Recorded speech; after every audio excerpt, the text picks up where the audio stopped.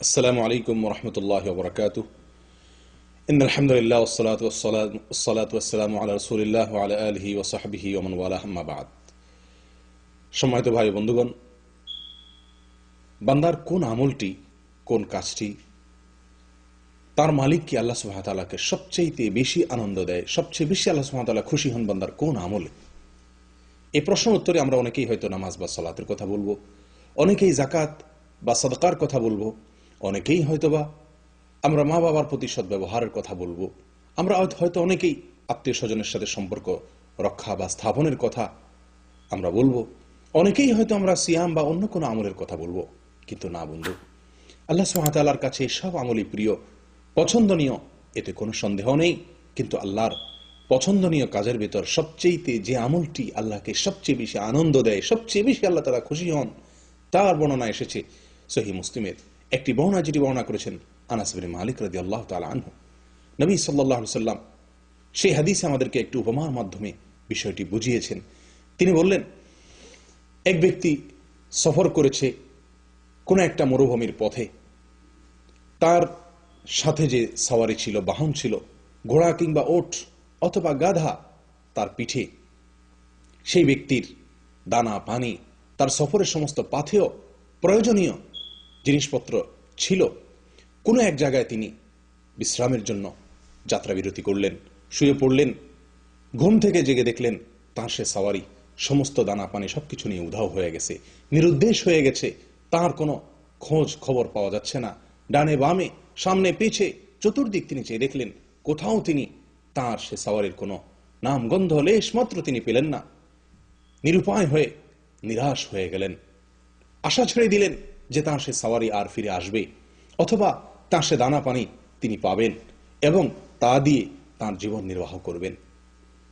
ক্ষুধায় কাতর হতে হতে দুর্বল থেকে দুর্বল হয়ে পড়লেন। একটি পর্যায়ে কোনো এক গাছের নিচে তিনি শুয়ে পড়লেন, মৃত্যুর জন্য অপেক্ষা করছেন যে এই মরুভূমিতে, জনমানব শূন্য মরুভূমিতে কোনো লোক এসে আমাকে বাঁচাবে, কেউ এসে আমাকে আশ্রয় দিবে, কেউ সাহায্য করবে। এই আশা একান্তই দুরাশা ছাড়া কিছুই নয়। সেজন্য তিনি মৃত্যুর জন্য অপেক্ষা করছিলেন এবং এক পর্যায়ে তার ঘুম বা তন্দ্রা এসে গিয়েছিল। হঠাৎ করে তিনি চোখ মেলে দেখলেন যে তার সে সওয়ারি সমস্ত দানা পানি সবকিছু সহকারে হাজির হয়ে গেছে। প্রিয় বন্ধু, এই লোকটি তার জীবনের সবচেয়ে এই কঠিনতম মুহূর্তে তার সেই সওয়ারিকে ফিরে পেয়ে যতটা আনন্দিত হন, যতটা খুশি হন, তার মাত্রাটা কি হতে পারে নবী সাল্লাল্লাহু আলাইহি সাল্লাম উপমা দিয়ে আমাদেরকে বুঝিয়েছেন।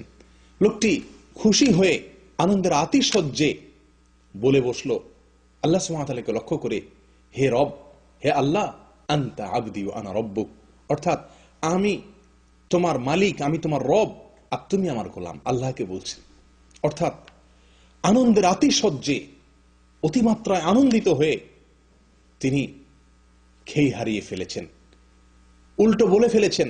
বলার কথা ছিল আল্লাহ সুবহানাহু ওয়া তাআলাকে লক্ষ্য করে, হে আল্লাহ, আনতা রব্বি ওয়া আনা আবদুক, আল্লাহ আপনি আমার রব, আমি আপনার গোলাম। শুকরিয়া আদায় করে আল্লাহকে এই কথা বলার কথা ছিল, কিন্তু তিনি উল্টিয়ে ফেলেছেন। অর্থাৎ আল্লাহকে গোলাম এবং নিজেকে রব বলে তিনি মন্তব্য করলেন। এটা হলো আনন্দের আতিশয্যে লোকটি এরকম করে ফেলেছেন। এই লোকটি যেরকম আনন্দিত হয়, তার আনন্দের মাত্রা, তার আনন্দের সীমা পরিসীমা যেরকম পৃথিবীর যে কোনো আনন্দকে ছাড়িয়ে চলে যায়, জীবন ফিরে পাওয়ার আনন্দটা যত বেশি।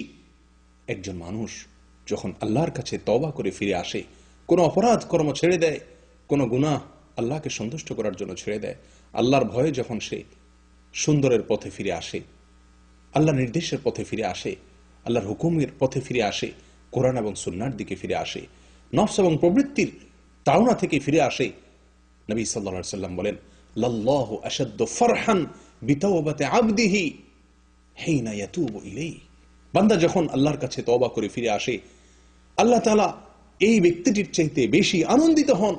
এই ব্যক্তিটি তার সওয়ারিকে, তার দানা পানিকে, তার জীবনকে ফিরে পেয়ে যতটা আনন্দিত হন, আল্লাহ সুবহানাহু ওয়া তাআলা বান্দা যখন ফিরে আসে তওবা করে, বান্দা যখন তার ভুল বুঝতে পারে, যখন লজ্জিত হয়, যখন অনুতপ্ত হয়, যখন সে আল্লাহর রহমতের কোলে চলে আসে, যখন সে আল্লাহর কাছে আশ্রয় নেয়, যখন সে লজ্জায় মাথা নত করে, চোখের পানি ছেড়ে দেয়, ফিরে আসে সুন্দরের পথে, পরিচ্ছন্নতার পথে, আল্লাহ সুবহানাহু ওয়া তাআলা তখন এত বেশি খুশি হন যে খুশিটা ওই ব্যক্তির জীবন ফিরে পাওয়া খুশির চাইতে বেশি। প্রিয় বন্ধুগণ, সহিহ বুখারীর এক হাদিসে আসছে, নবী সাল্লাল্লাহু আলাইহি ওয়াসাল্লাম বলেন, ওয়াল্লাহি ওয়াল্লাহি ইন্নী আস্তাগফিরুল্লাহ ওয়া আতুবু ইলাইহি ফিল ইয়াউমি আকসারা মিন 70 মাররা। আমি প্রতিদিন 70 বারের চাইতে বেশি আল্লাহর কাছে তওবা ইস্তেগফার করে থাকি। অথচ আল্লাহ সুবহানাহু ওয়া তাআলা তার পূর্বের পরের সমস্ত ভুল ত্রুটি সবকিছুকে অগ্রিম ক্ষমার ঘোষণা দিয়ে দিয়েছেন। তারপরেও নবী সাল্লাল্লাহু আলাইহি ওয়াসাল্লাম তওবা করে, তওবার মাধ্যমে আল্লাহকে খুশি করার যে বিরাট এক সুযোগ, শুধু খুশি নয়, আল্লাহকে সবচেয়ে বেশি আনন্দ দেওয়ার যে বিরাট সুযোগ তার হাতে ছিল, সেটা তিনি হাতছাড়া করেননি।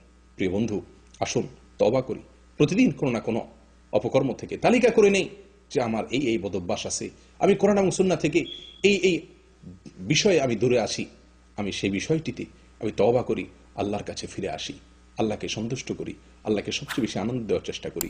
ওলামা ইকরাম বলেন, জান্নাতি লোকের একটি অন্যতম বড় লক্ষণ হলো তারা কোন অপরাধ হয়ে গেলে ব্যাকুল হয়ে যান, অস্থির হয়ে যান, পাগল পরা হয়ে যান, চোখের পানি ছেড়ে দেন, লজ্জিত হন, আয়নায় নিজের চেহারা দেখতে নিজের প্রতি নিজের ঘৃণাবোধ হয়, লজ্জাবোধ হয় যে আমি আমার আল্লাহকে অসন্তুষ্ট করেছি, আমি বড় অবাধ্য, আমি বড় নিমুখ হারাম। প্রিয় বন্ধু, আল্লাহকে সন্তুষ্ট করার সবচেয়ে শর্টকাট পথ, সবচেয়ে সহজ পথ, আল্লাহকে আনন্দ দেওয়ার সবচেয়ে সেরা উপায় আল্লাহর কাছে তওবা করা। আল্লাহ সুবহানাহু ওয়া তাআলা বলেন, ইন্নাল্লাহা ইউহিব্বুত তাওয়াবিন ওয়া ইউহিব্বুল মুতাতাহহিরিন। যারা তওবা করে আল্লাহ সুবহানাহু ওয়া তাআলা তাদেরকে ভালোবাসেন, পছন্দ করেন। শুধু ভালোবাসেন, পছন্দ করেন তা নয়, আল্লাহর পছন্দের, আল্লাহর ভালোবাসার তালিকা অনেক দীর্ঘ, কিন্তু আল্লাহকে সবচেয়ে বেশি পুলকিত করার, আনন্দিত করার উপায় হলো তওবা। আসুন তওবা করি, আসুন আমরা ইস্তেগফার করি। আল্লাহ সুবহানাহু ওয়া তাআলা আমাদের সকলকে তওবা এবং ইস্তেগফারকে আমাদের জীবনের অবিচ্ছেদ্য অঙ্গ, অবিচ্ছেদ্য অংশ বানানোর তৌফিক দান করেন।